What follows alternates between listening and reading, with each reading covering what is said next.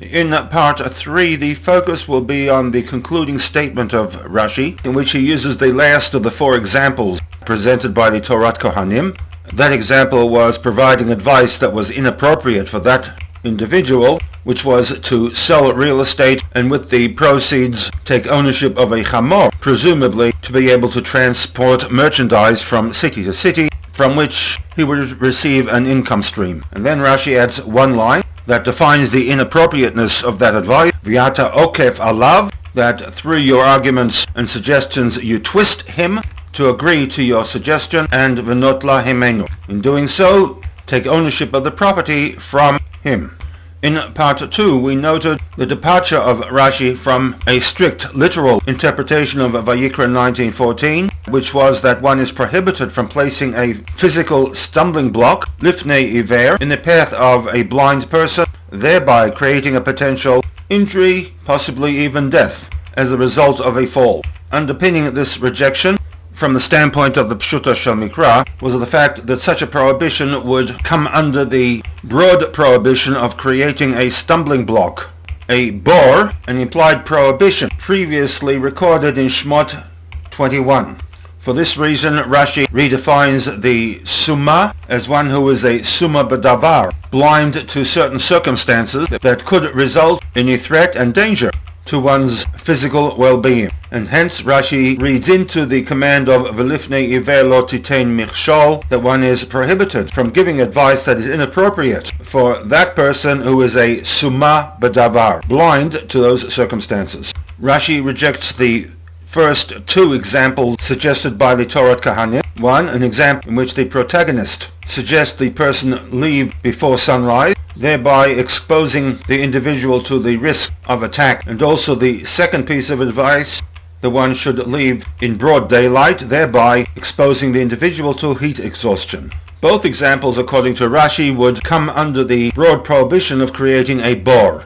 By the same token, Rashi also rejects the third example of the Torat Kohanim, in which the situation is one in which he facilitates the violation of Torah law, the concept of a mesit. And Rashi argues that if one is liable for physical injury, all the more so would one be held accountable for advice that infringes the spiritual well-being, the relationship that one has with HaKadosh Baruch Hu. And hence Rashi is left with the 4th example quoted by the Torat Kohanim, where one advises an individual to sell one's real estate. Which begs the question, why is it that this 4th example, the one quoted by Rashi, where there is a potential loss of wealth, why does this also not come under the broad prohibition of bor? And to respond to this implied difficulty, Rashi adds that 4th line, Ve'ata okef alav v'notla hemenu.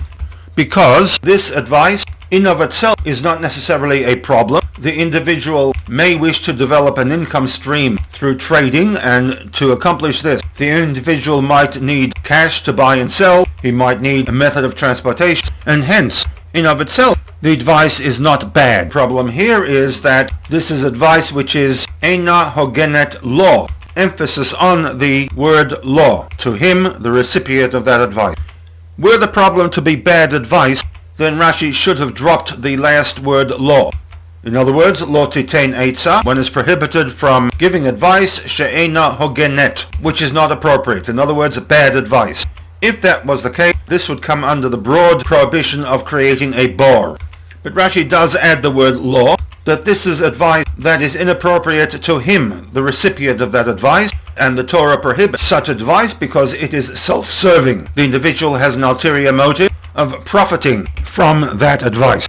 Technically, this does not come under the category of bor because there's no way for anybody to know what the real intentions were. Then hence Rashi maintains that advice that is self-serving comes under the prohibition of Vayikra 19:14, V'lifnei iver lo titein michshol.